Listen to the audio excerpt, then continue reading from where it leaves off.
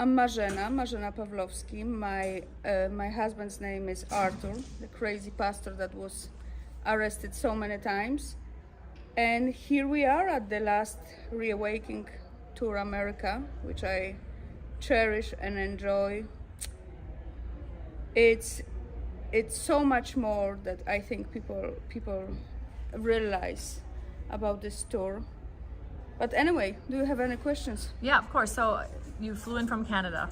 Yes. And, when I first really started paying attention to Canada, it was when the Canadian truckers decided they'd had enough. And we all watched what happened. They were highly effective, but then they were also highly attacked by your own government. And I've been saying for years now, the United States government is at war with the American people. In fact, the United States governments around the world are at war with their people. And I feel like what happened in Canada was just sort of the canary in the coal mine for what's happening right here in the United States. And I want to get your impression of that analogy. You know, yes, you're absolutely right.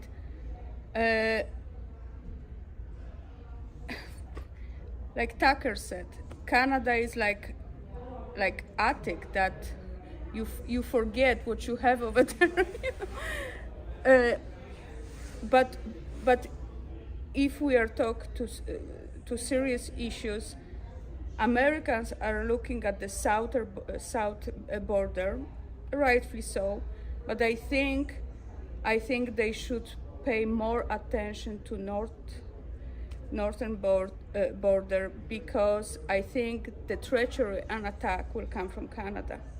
And don't get me wrong, Canadian people love America, loves American people, but the treacherous globalistic government is against America, and I think Canada is already taken over.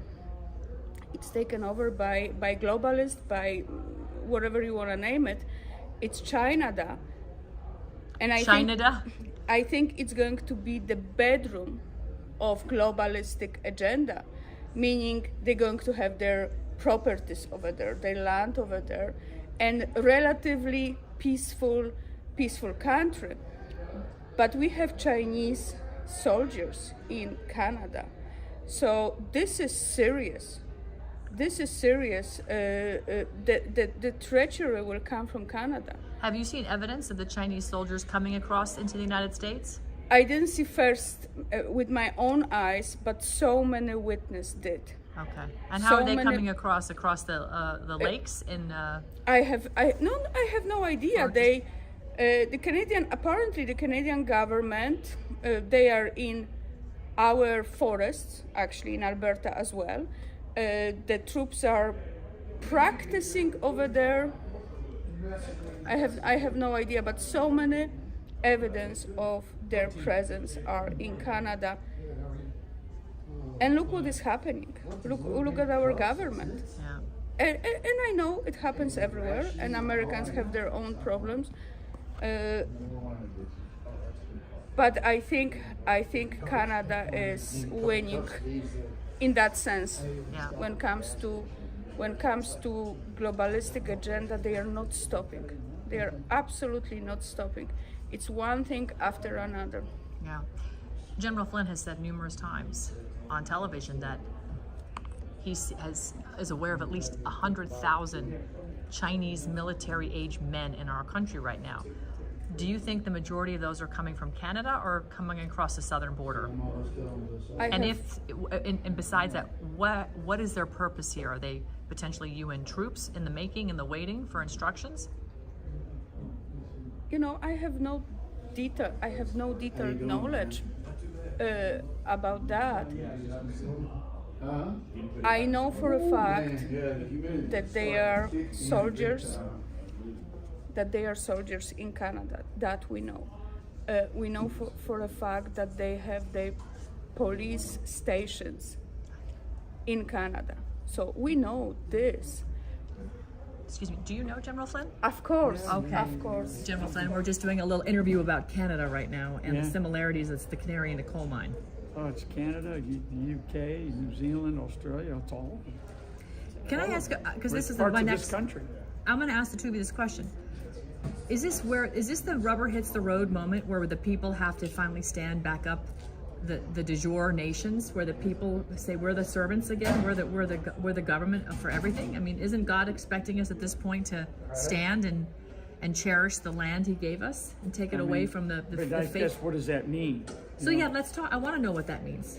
You know, I think that's what our whole purpose of doing these is to get people activated to say you got to go do more than what you're doing, because whatever you've been doing, it isn't working. Right. Pastors, community leaders, people that are in business that said, I'll just let those politicians make the decisions. And you know, I mean, Canada, all these countries are a little bit different, you know, and like you guys, you know, you can become prime minister without having a majority of the vote, which is what Trudeau got. I think he's in like the mid 30% range, you know, and he's prime minister. So that means that a large percentage of the people didn't want him to be prime minister, but that's your system, you know. Our system, you know, we've learned is different, but it's just as corrupt, you know. And because I wouldn't say that the Canadian system is corrupt, it's just the way that system is set up. Where you can win. We have states in this country where you can win, you can become governor of the state with a very low percentage if it's diluted by 10 or 12 candidates running. You know, you don't have to hit more than 50%. You just get to get the majority. So there's states that are like that. I mean, we're supposed to run on, you know, for just the presidency, we run on the electoral college system, and you know, they took that away from us. Good, bad, or indifferent. It wasn't challenged the way that I believe we can constitutionally challenge it prior to decisions being made. Once the decision was made, you know, then you can accept the fact that Biden is our president, because constitutionally it was done by the book.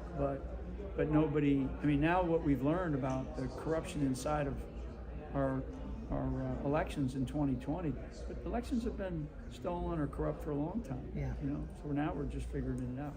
Yeah. So, and sadly, people are waking up. I just hope it's not too late. I hope it's not too late also. You know,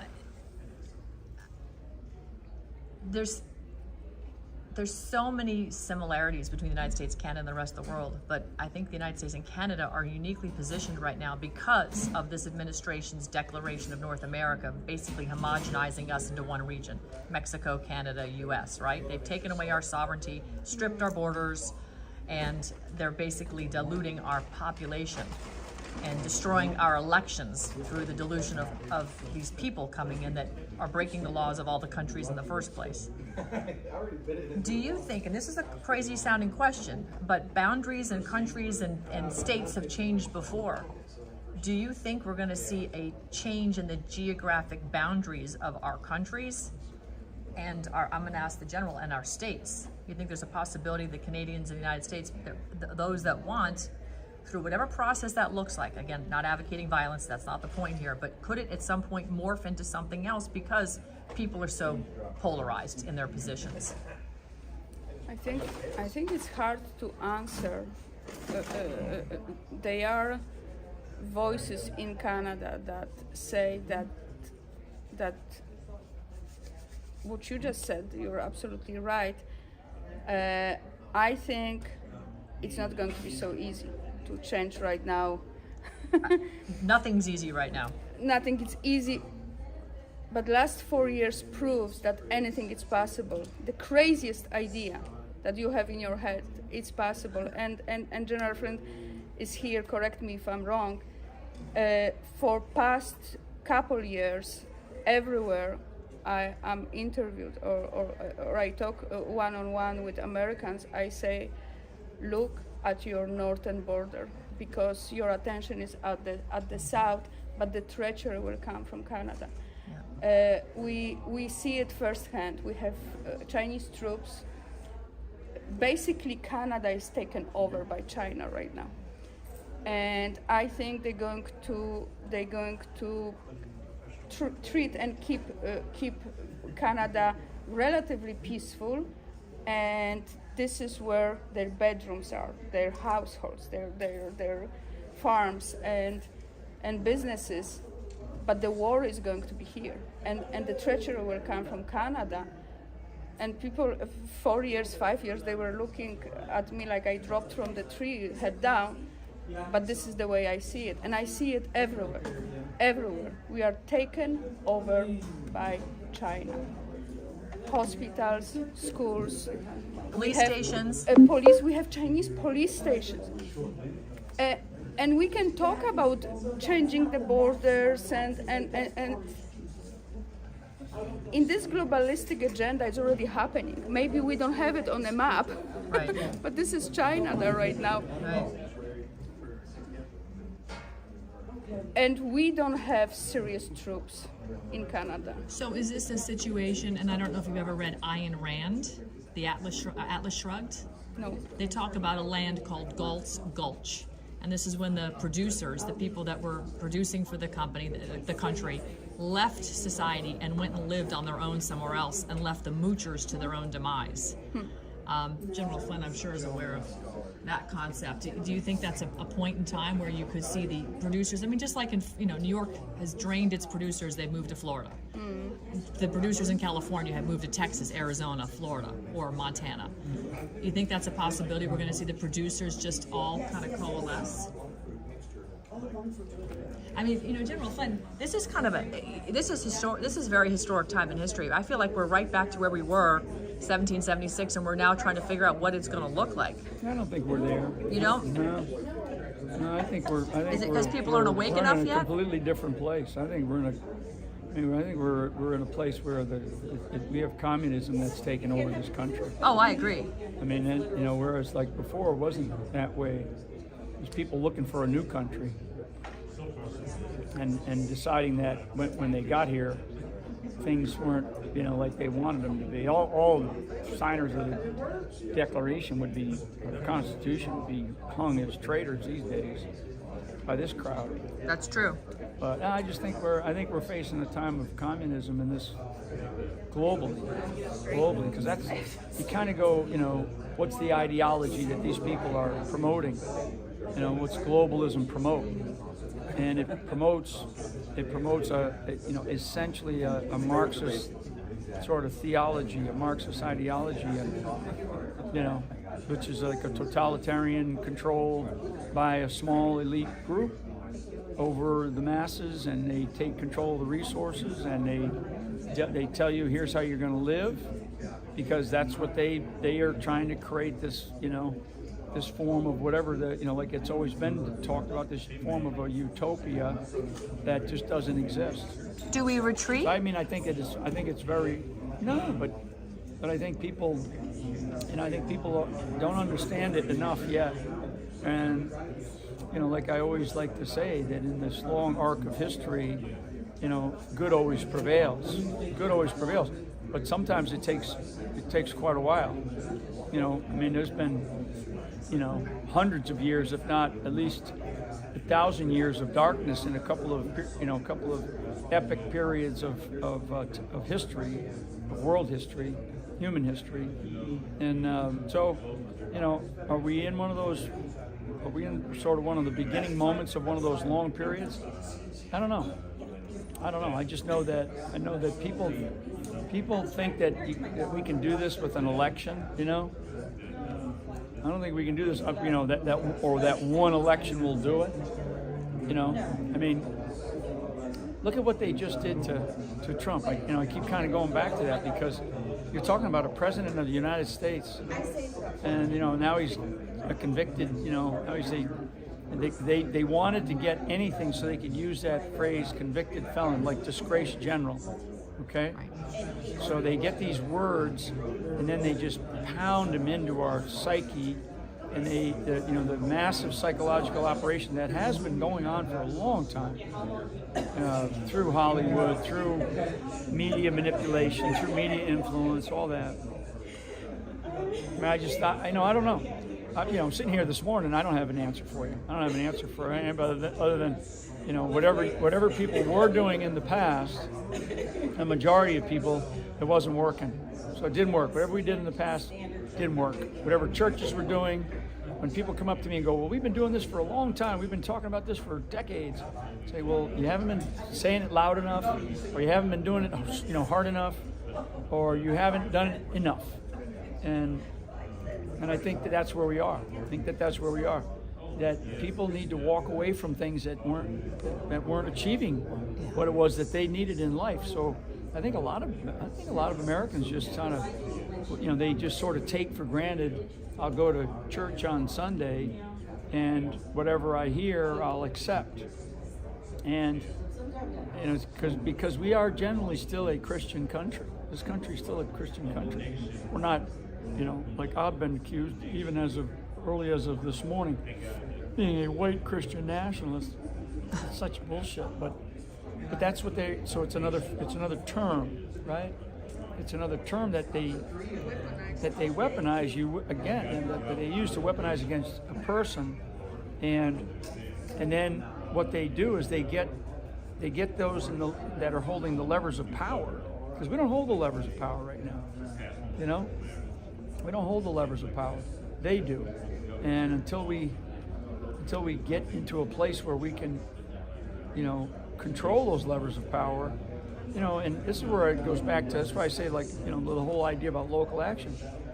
People in their own communities, they probably know who their district attorney is, or they probably know who their prosecutors are, because they're probably living with them, right?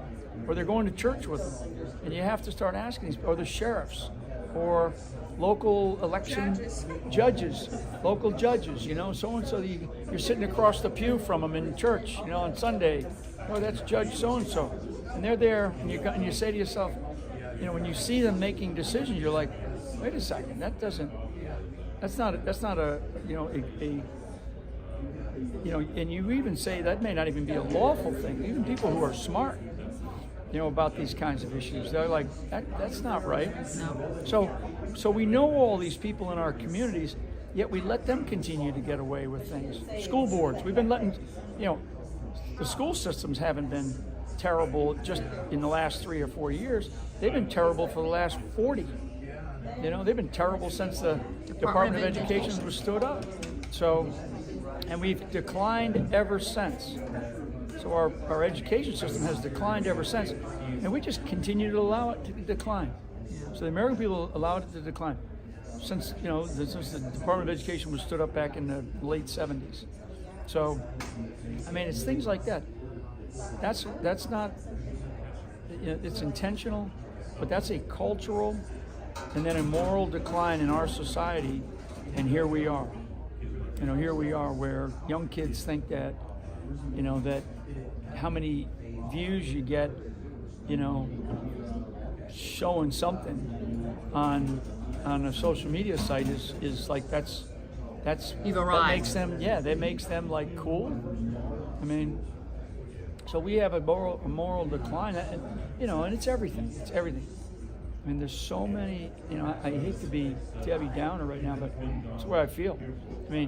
Breakdown of the family, intentional. And they started with the black community. We're going to rip that community apart, and we're going to own that community. And now that community is now starting to come around and going, hey, because I think people have gotten tired. I think people in the black community have gotten tired. The Hispanic community is another community, because it's like, it's this impoverished, quote unquote, impoverished community. So they need social programs to be able to exist, right? And they'd be the first community that would say, we don't want your handouts. We want to be able to live our own lives and have be able to get jobs and good paying jobs and raise our families. And that community is a predominantly, they're very strong family values generally, but that's under assault. They're very strong religious background and generally Catholic, and that's being torn apart. So that's all part of this cultural and moral decline that is being helped, being assisted. You talking about China. Chinese are everywhere in this country. They're up in Canada. I know they're working with their military, and you kind of go, why? Why are they doing this joint training? Did our relationship go so south, our U.S. our military relationship between the Canadian military, which is very small, good. They're a good military, but they're very small. They're no bigger than one of our military bases total, maybe. And that is my concern. Yeah. Who is going to defend us? And this is my biggest concern. Who is going to defend us?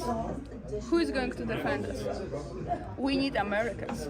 It's 300. What is your population? 330 million, and we are 35 million. So it's a joke. We are already taken over. It's absolute joke. So, General Flynn, you mentioned, the decline of the family and so forth, and I feel that the family has been stressed by the overburdening federal government. And I take it back to the 16th Amendment, when they started taxing you on your labor, which then puts stress on your take-home income, which means mom couldn't stay home with the kids and do the job, the heavy lift of the family. So both parents are working. You farmed them out to the indoctrination camps of the public education, thanks to Jimmy Carter and the Department of Indoctrination in 1979. They've really executed what I call an evil genius plan, to wit all the things you've just enumerated. Again, I directly attribute this to an oversized, bureaucratic, monolithic federal government run by agencies which are not representative of us, because we didn't pick those people to tell us what to do, and we're not part of their. We did. I mean, but with the agencies, we didn't elect the agency heads. We did actually. We did do that. How did we do that? We elected officials who then created this monster. So we actually did. I mean, we can't. But we're not holding those elected officials accountable to the Right. monsters that they right. created, which are not in our Constitution. Yeah, that's right. I mean, we need to dissolve that. We created all this. American people created all this. Correct. We didn't pay attention. Right. Do you think it's our fiduciary duty at this point now to really band together and focus on the dissolution of the agency government at this point? I mean, you've been very outspoken on the intelligence community. You have to figure out how do we do that? Yeah, exactly. I mean, that's how. Now you got to figure that out. So, do you do it through things that you do at the local level, and then things that you do at the national level? So you got to get the right leaders and leadership into key federal jobs. And you also have to pay attention to who you have in your school boards. So it's everything. I mean, you can't just go every 4 years and go, I'm going to vote for just president of the United States, which a lot of people do. A lot of people just go, a lot of people don't vote. I mean, the number of people that don't vote in this country is just extraordinary. Talking tens of millions of people that don't vote. So that's bad. But we created all this. We don't have any excuses. I agree. And we created it all. We created every bit of it. I agree. We just kind of let the political people just go, completely on their own, and we didn't pay any attention. And now we're like, now we have a convicted former president of the United States of America, which is like, it is so unprecedented and so historic. And it's like, like I said, when they before they came back with their verdict last week, I said, I just, to those that listen, I said, remember where you are when this decision comes out, because it's like when JFK was assassinated.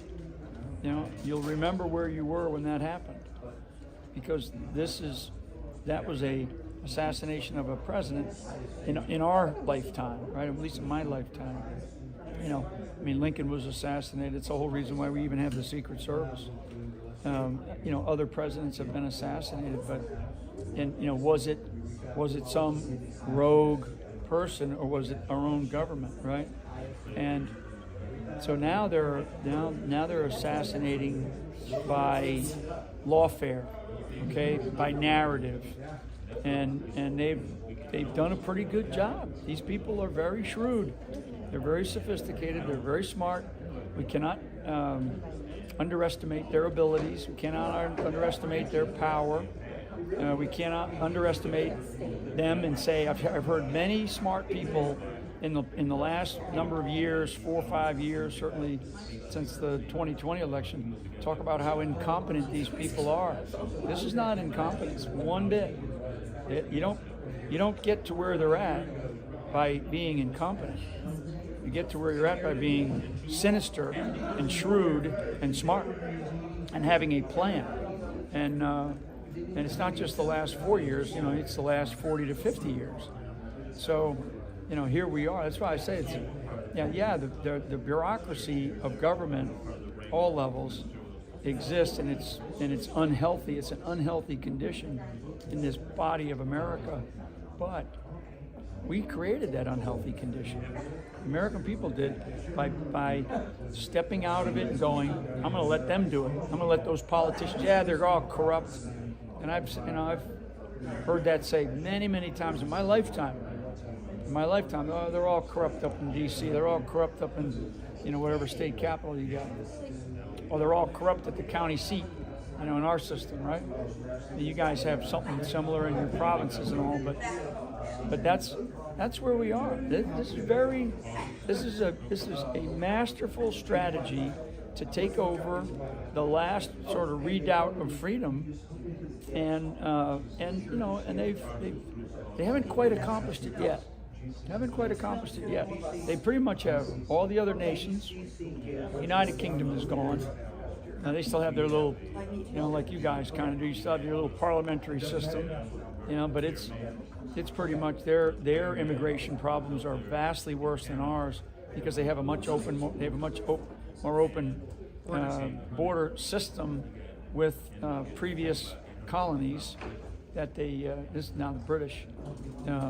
Canada kind of the same. There's different openness to your immigration policies, and Trudeau has really just kind of made it wider, and so that has a cause, and that has a consequence, and and here we are.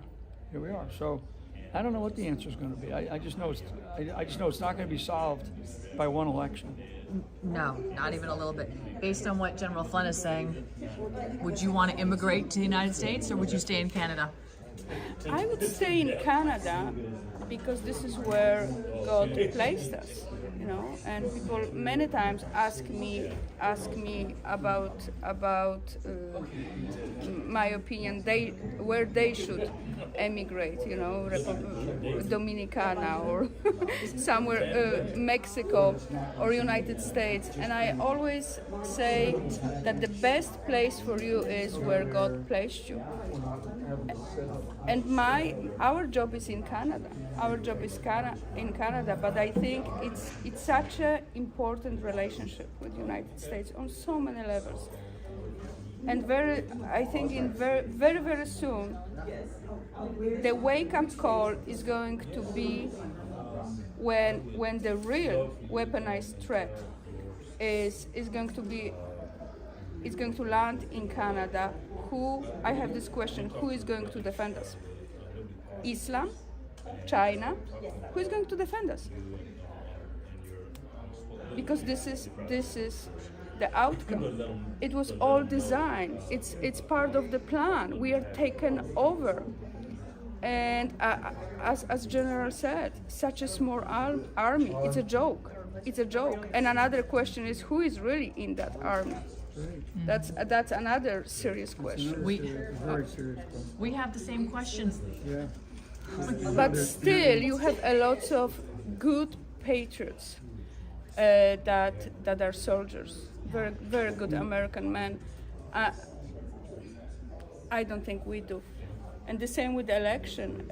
Trudeau opened border, and you're allowed to, participate in election year first. When I came to Canada, it took me 3 years to apply for citizenship. And then you are allowed to participate. Right now, that's the reason. That's the reason they opened the border for them to elect their officials. We already. It's different. It's 21st century kind of war with emigration. Weaponized human migration. Yes, and it's so sad. it's so sad. And I agree. And I agree. It's not going to take 4 years. It's sometimes when you look at the history and it took 70 years. It took 500 years. We can just take the cover off and put it on top. We lost freedom, and that's why America is under such an attack, because it's the last beacon. It's the last strong country. If they take over America, who is going to be new empire? China. Right. China. Global empire. Right. Global empire, and every American Should Americans fear Chinese military and battles over in Taiwan? Should we be even engaging in the fight to I think prevent an invasion of Taiwan? we should pay attention. We should pay attention, and we should understand and zoom out Yeah. what is really happening. Yeah. What is really happening. And I'm not saying right now, look at every Chinese person on the street and hate him. No. But who sent this person to Canada? Why wherever there is a Chinese person is wearing a mask, alone on a bike, alone jogging, alone walking with the dog, in the middle of open field? Who are they reporting? Why they have to every 10 minutes look in their phone and show their faces? What is going on? What is really going on? And of course, we are too little to have those answers. And somewhere, the check and balances failed us. Okay.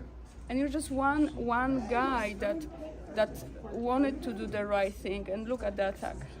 Look at the attack. And the truth is under the attack. You make the history. President Donald Trump, for me, make the history. My husband make the history.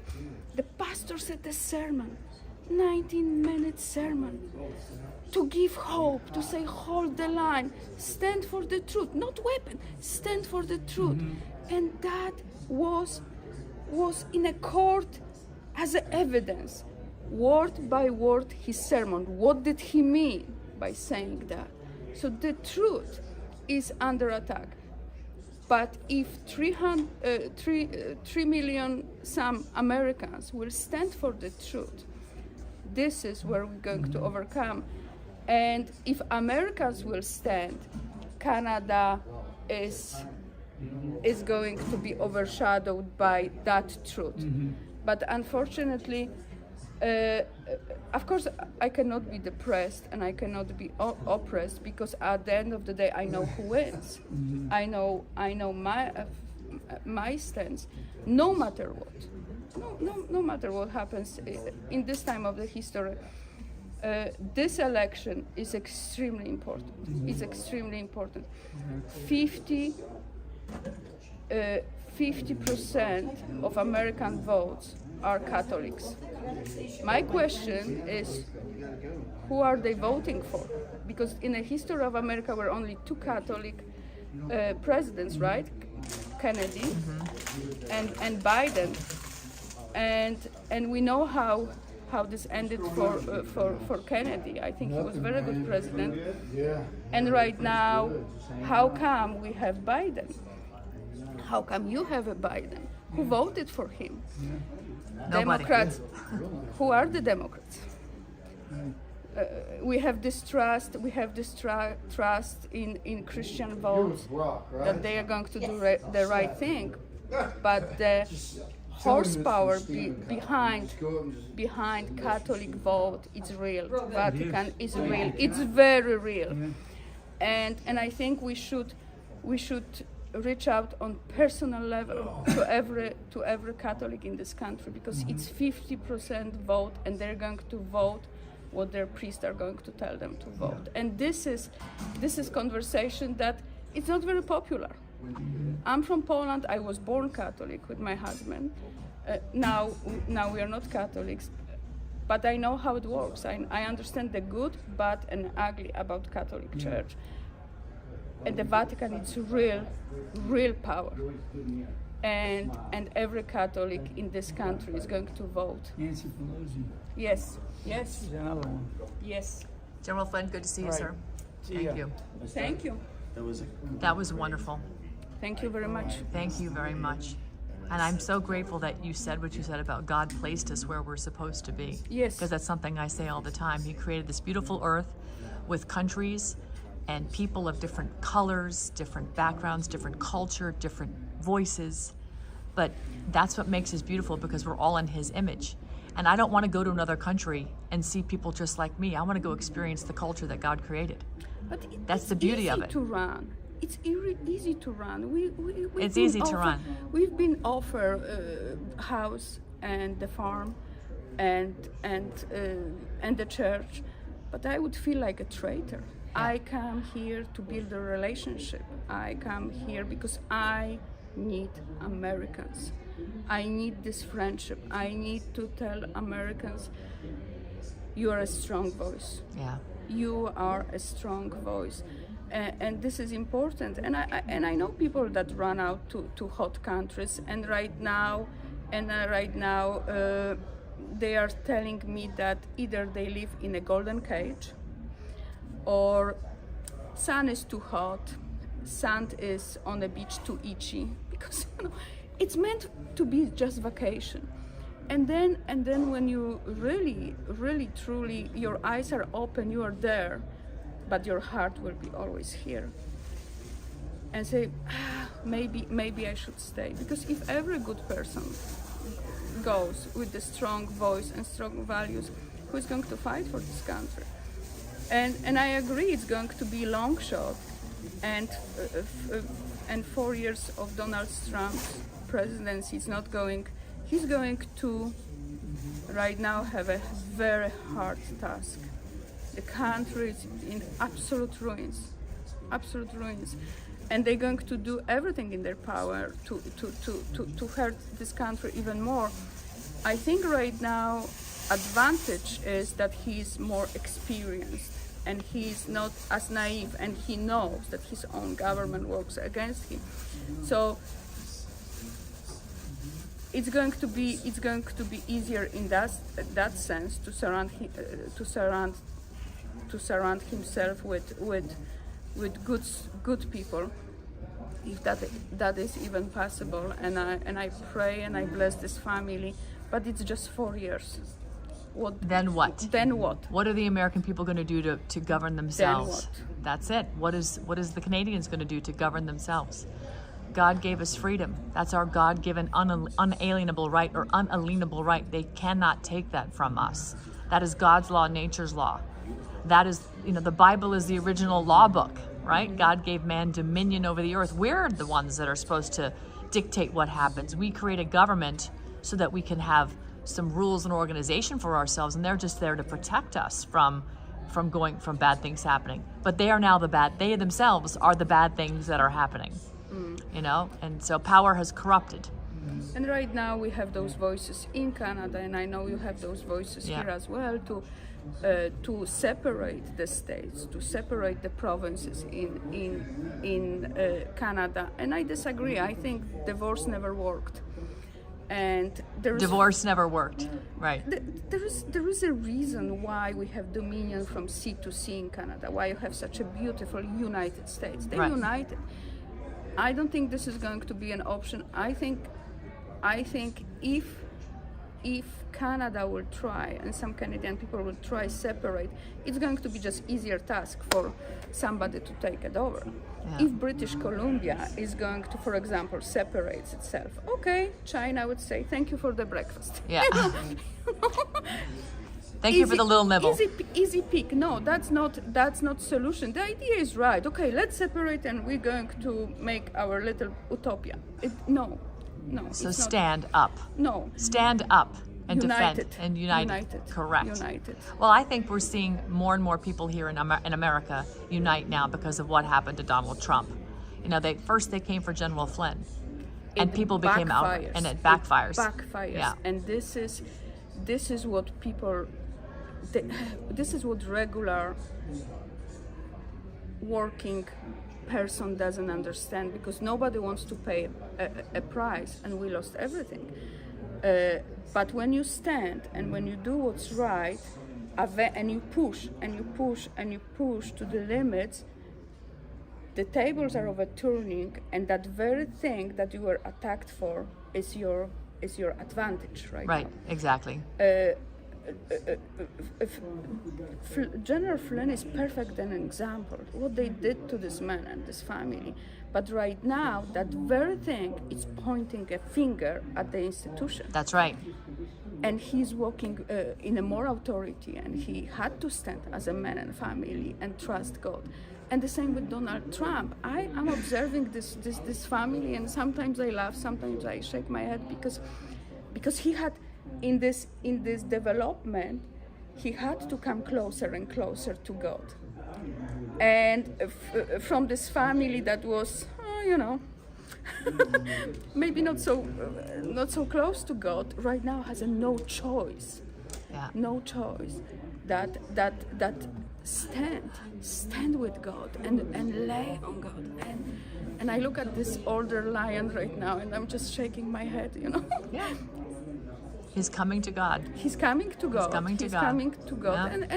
And of course, like everybody, nobody is perfect. But that's not the point. You have a president that is pointing at God. Yeah. Like, think about that. In Canada, not even one elected official would say, I'm a strong Christian. Because of the backlash, they won't do it. They simply will not do it because it's right now has to be all inclusive. You have to be inclusive to every evil thing. You have to be inclusive. Let's be inclusive to every abomination that exists. We have to be inclusive. So this is why we lost Canada, because of inclusive. To every I think there's a reason they called it diversity, equity, and inclusion, because day is God, right? That's their God. And really it's more like die, because you're going to die on that altar. And they are. They are. And because the people are waking up. And as far as the timeline, how long this is going to take, we don't know. Only God knows. But we walk in our footsteps to follow him and do what he would expect us to do. And I think more and more people are starting to realize that, and they're getting in line and they're walking. They don't have to follow other people. Absolutely. They can just follow God. Absolutely. Even if our generation, I'm 50 years old, are going to stand, the second generation that is right now growing to be a man and a woman, they're going to maybe stand on that foundation and go further. Maybe I won't even see the victory. But that second generation, 5 years old, 10 years old, 15, 20 years old, they are watching. They are watching those men and women, and maybe they are on their basement, on their games and computers. But one day they will say, "Wait a minute, now it's our turn." That's it. So we have to think in the light of eternity and longer history. Fantastic. Thank you. Thank you so much. Thank you for having me.